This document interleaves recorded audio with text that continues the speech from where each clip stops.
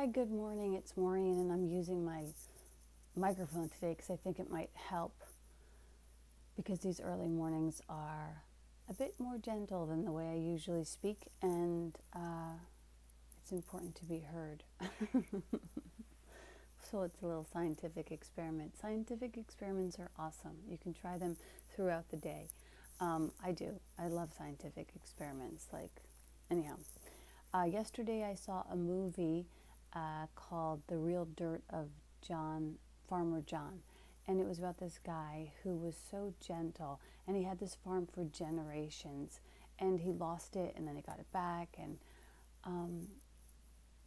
he got ostracized because he was different, and the other farmers didn't really like that he was different, and so they made up all these kinds of stories about him, and yet he just continued to come back and do what he felt his heart called him to do. And anyway, it's a really beautiful film. I loved it. The Real Dirt on Farmer John. But what came up for me was, well, first of all, I picked this card for you, so that's kind of cool. Gentleness, because that's exactly what the film was talking about. And I just got the idea of gentle regeneration. And so what is gentle regeneration? It's like we're being called to retreat, to withdraw, to pull our cards from the table, to stop playing around, to really pull into ourselves. And we might think, like, when I go into myself and spend this time really taking a personal inventory of my spirit, that something will be lost, that I'll miss something on the exterior. We live in this state of fear of missing out. And so, that is an addictive attitude. That needs to be really looked at so that we can look within. When we go within, we don't go to weakness, we go to strength. There is a powerful strength within us. And it would be nice to get to experience that resource. And the way to do it when you do that personal inventory of looking within is to deny nothing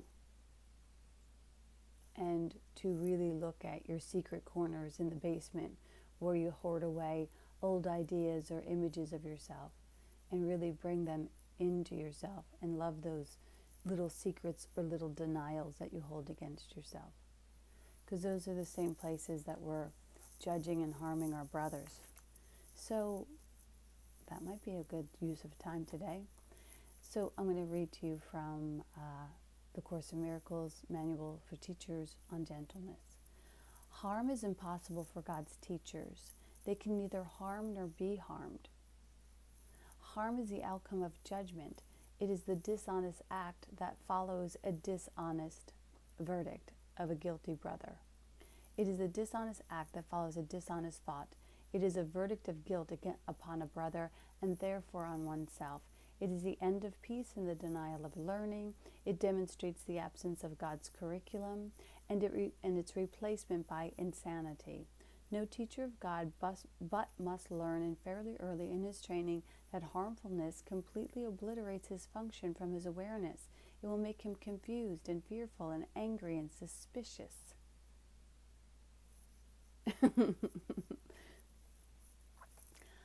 I say because I am totally suspicious sometimes.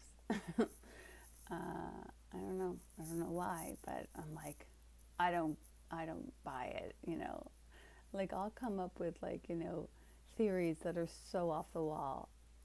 Always assume love. It will make the Holy Spirit's lessons impossible to learn, nor can God's teachers be heard at all except by those who realize that harm can actually achieve nothing. No gain can come from it. First, do no harm. So go into that personal inventory and really, really get honest. Where am I causing harm in the world? Where am I scattering my judgments about willy-nilly? Who asked you? Who asked me? Nobody asked for my suspicions. Nobody asked for my, what do they call those things? Something theories. I forget what they're called, but you know what I'm talking about.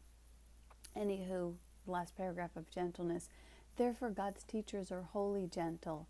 They need the strength of gentleness. For it is in this that the function of salvation becomes easy. To those who would do no harm, it is impossible. For those who would do harm, it is impossible. To those to whom harm has no meaning, it's merely natural. What choice but this has meaning to the sane? Who chose heaven when he perceives a way to hell? Wait, stop, reverse that. Who chooses hell when he perceives a way to heaven? Much better. And who would choose the weakness that must come from harm in place of the unfailing, all-encompassing, and limitless strength of gentleness? The might of God's teachers lie in their gentleness. For they have understood their evil thoughts come neither from God's Son nor his Creator. Thus did they join their thoughts with him who is their source. And so their will, which always was his own, is free to be itself. So their will, which always was his own, is free to be itself. So what is the will of God? The will of God is perfect happiness. If you decide to move gently, gently, gently down the stream, merrily, merrily, merrily, knowing life is but a dream, you will have indescribable happiness. I know it seems odd to make such promises at a time like this, but the precursor to that is to clear out your consciousness from anything that's been denied. So go into gentle regeneration. Allow yourself to regenerate, reclaim, and restore to yourself all of the energy that you've been using to withhold love towards your brother, or hold up defenses around yourself. Love needs no defense. So this is the work I'll be doing today, and I hope that it serves you as well. Gentleness. The one last thing I want to say about gentleness is that it's funny, because if you look up gentleness, the only place in our society where we idolize and celebrate gentleness is toilet paper. I'm not kidding. Like, Google gentleness and like toilet paper comes up. This is the thought. What the heck? What's that about?